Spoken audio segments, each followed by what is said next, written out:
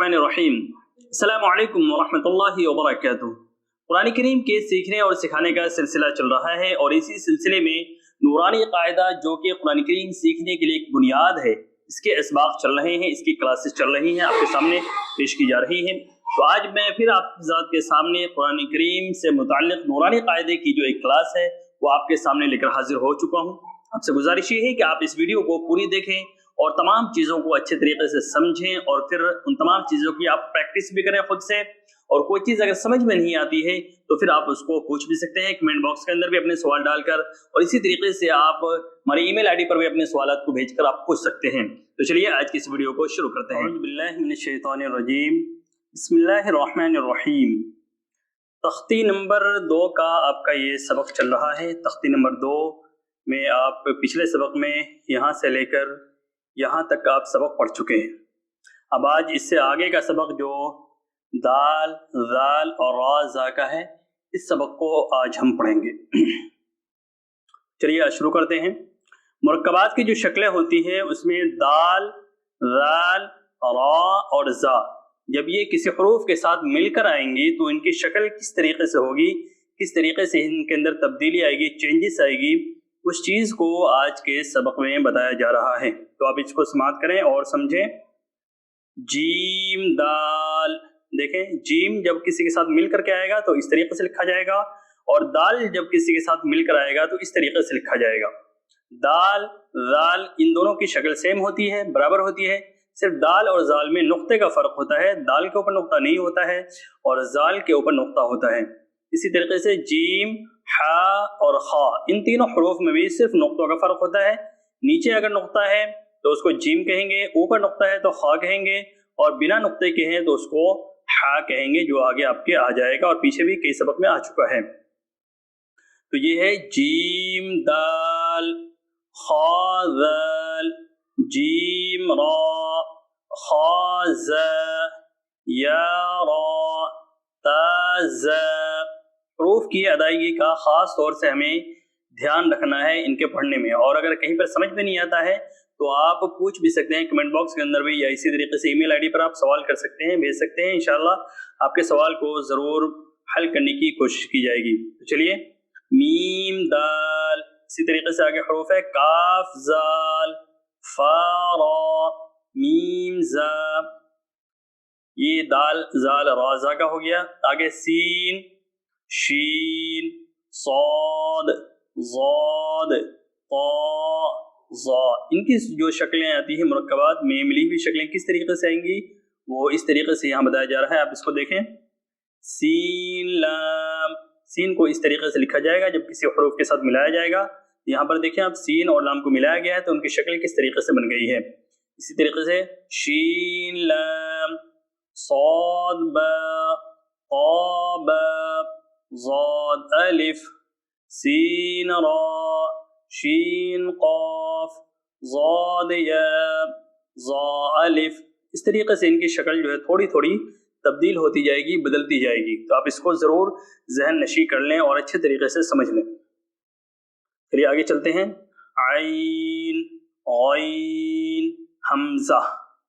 आइन, गैन और हमज़ा के अंदर क्या क्या तब्दीली आएंगी मुरक्कबात में, उस चीज़ को समझें।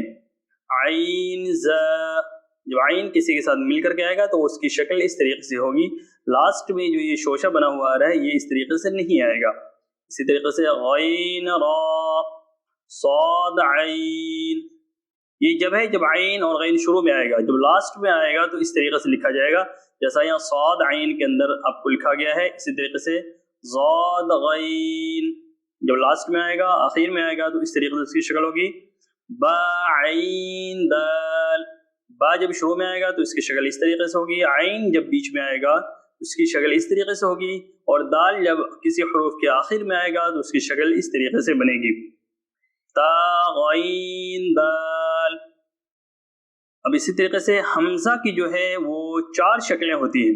एक तो इसकी ओरिजिनल शक्ल है जो यहाँ आप देख सकते हैं, ये है इसकी ओरिजिनल शक्ल हमज़ा की, और 3 शक्लें इसकी और होती हैं जो यहाँ आप देखें। हमज़ा, और ये है हमज़ा अलिफ की शक्ल में, हमज़ा वाव की शक्ल में, हमज़ा या की शक्ल में। ये हमज़ा की 4 الگ الگ شکلیں ہیں، ایک اس کی اپنی شکل ہے اوریجنل اصلی شکل جو ہے، اور ایک اس کی الف کی شکل ہے، ایک واو کی شکل ہے، اور ایک یا کی شکل ہے۔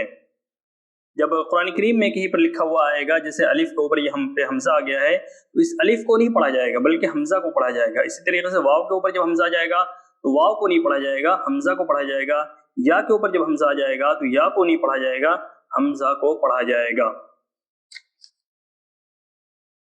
آگے پڑھتے ہیں، فا قاف واو میم، یہ 4 حروف جب کسی سے ملے ہوئے آئیں گے تو ان کی شکل کس طریقے سے ہوگی اس چیز کو آپ دیکھیں اور سمجھیں۔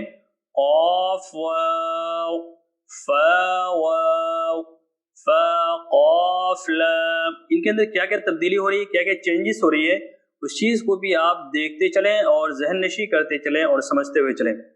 قاف فا لام، یا فا، حا میم، کاف میم، لام میم، تا میم، تا میم تا۔ خاص طور سے اس کتاب کے اندر ایک فرق ہے، آپ ذات دیکھا بھی ہوگا اس چیز کو۔ میں نے اس کتاب کا انتخاب اس لیے کیا تھا چونکہ یہ ملٹی کلر میں ہے، کلرفل ہے، اور اس میں فائدہ یہ ہے کہ جیسے مثال کے طور پہ 3 حروف ہیں تو 3 حروف کی جو کلرز ہیں وہ الگ الگ ہیں۔ اس سے فائدہ یہ ہوتا ہے کہ یہ پتہ چل جاتا ہے کہ فا یہاں تک ہے، اس کے بعد قاف یہاں سے یہاں تک شروع ہو رہا ہے، پھر لام یہاں سے یہاں تک ہے۔ اسی طریقے سے دوسرے حروفوں میں بھی آپ دیکھیں کلر الگ الگ ہونے کی وجہ سے کیا ہے، چھوٹے بچوں کو خاص طور سے جو شروعات میں ابتدائی میں قرآن کریم پڑھنا چاہتے ہیں، نورانی قاعدہ پڑھنا چاہتے ہیں، ان لوگوں کے لیے بہت ہی آسان ہو جاتا ہے۔ اس وجہ سے بھی میں نے اس کتاب کا انتخاب کیا تھا تاکہ کلر میں الگ اگر رہے گا تو چھوٹے بچوں کو خاص طور سے اور ابتدائی میں جو لوگ سیکھتے ہیں تو ان کے لیے سمجھنا بالکل آسان رہے گا۔ اب آپ پیچھے جو آپ نے مرکبات کی شکلیں پڑھ چکے ہیں، یہاں سے جو تختی نمبر 2 میں یہاں تک تامیم تا تک آپ پڑھے ہیں۔ اب آگے یہاں پر آپ کا ایک طریقے سے امتحان ہے کہ کس طریقے سے اس کو ملا کر پڑھا جائے گا۔ تو یہاں پر بہت سے لوگ کیا مسٹیک کرتے ہیں، غلطی کرتے ہیں کہ اس کو پڑھتے ہیں ایاک نستعین وما یدریک لعلہ یزکا۔ آپ ایک بات کو سمجھیں، جو بچہ بھی بالکل الف با تا اور شروعات کے اندر ہے وہ اتنے مشکل الفاظ کو ملا کر کیسے پڑھ سکتا ہے؟ اس کو پڑھانے کا جو طریقہ ہے وہ ایاک نستعین نہیں ہے بلکہ اس کا پڑھانے کا طریقہ ہے الف یا الف کاف، یعنی الگ الگ حروف کر کے بچوں کو سمجھانے کے لیے یہاں پر اس طریقے کی یہ شکلیں دی گئی ہے تاکہ چھوٹے بچوں کو خاص طور سے سمجھ میں آ سکے اور جو ابتدائی تعلیم حاصل کرنے والے ہیں ان کو یہ چیزیں ذہن نشی ہو سکے۔ اس وجہ سے یہاں پر امتحان کے طریقے سے یہ الفاظ دیے گئے ہیں، تو اس کو الگ الگ کر کے پڑھنا ہے، ملا کر نہیں پڑھنا ہے۔ کیسے پڑھنا ہے دیکھیں، الف یا الف کاف نون سین تا عین یا نون واو میم الف یا دال را یا کاف لام عین لام ہا۔ اس طریقے سے آپ الگ الگ کر کے اس کو بچوں کو سمجھانا ہے تاکہ بچوں کو ان حروف کی شکلیں اچھے طریقے سے سمجھ میں آ سکیں۔ یا زا کاف یا الف واو یا ذال کاف را فا تا نون فا عین ہا۔ اس طریقے سے الگ الگ کر کے اس کو پڑھایا جائے گا۔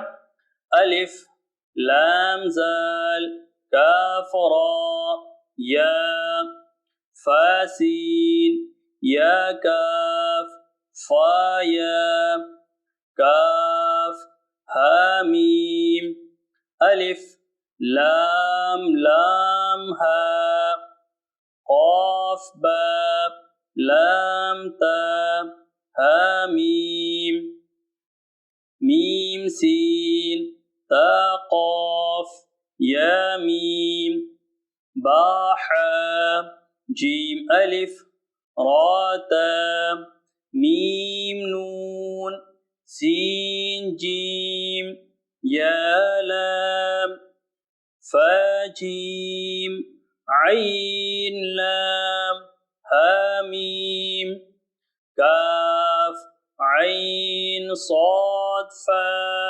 اس طریقے سے الگ الگ کر کے اس کو پڑھا جائے گا۔ اب جو میں نے آپ کو پیچھے بتایا تھا کہ الف کے اوپر جب حمزہ آ جائے گا تو اس کو الف کو نہیں پڑھایا جائے گا بلکہ حمزہ کو پڑھایا جائے گا. تو یہاں پر دیکھیں میم حمزہ، اس کو الف نہیں پڑھیں گے، میم حمزہ، کاف واو لام لام تا نون با حمزہ نون. یہاں تک آپ کا یہ تختی نمبر 2 کا سبق جو ہے مکمل ہو چکا ہے. تختی نمبر 2 کے اندر آپ نے مرکبات کی شکلوں کو پڑھا ہے. مرکبات کے اندر مرکبات کا مطلب جو ہوتا ہے وہ آپ کو بتایا جا چکا ہے کہ اس کا مطلب ہے ملی ہوئی حروف کی جو شکلیں ہیں، کس طریقے سے کون سے حروف جو ہے جب مل کر آئیں گے تو ان کی شکلوں کے اندر کیا تبدیلی آئے گی، کیا چینجز آئے گی، ان تمام چیزوں کو آپ کے سامنے بتایا گیا ہے اور سمجھایا گیا ہے.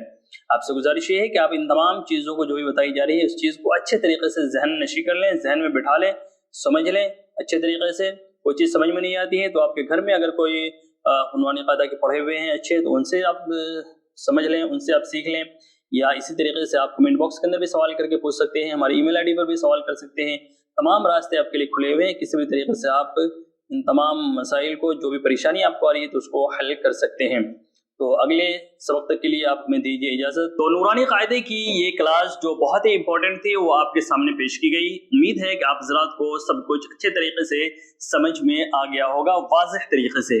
اب بھی لیکن اگر آپ حضرات کے ذہن میں کوئی سوال ہے، کوئی کوشچن ہے یا کوئی چیز، کوئی ورڈز، کوئی جو بھی قواعد آپ کو سمجھائے جا رہے ہیں، بتائے جا رہے ہیں، اگر کچھ سمجھ میں نہیں آتا ہے تو آپ پوچھیے، پوچھنے والا مزاج بنائیے اور اپنے سوالات کو آپ کمنٹ باکس کے اندر ڈالیے یا اسی طریقے سے ہماری ای میل آئی ڈی پر ڈالیے.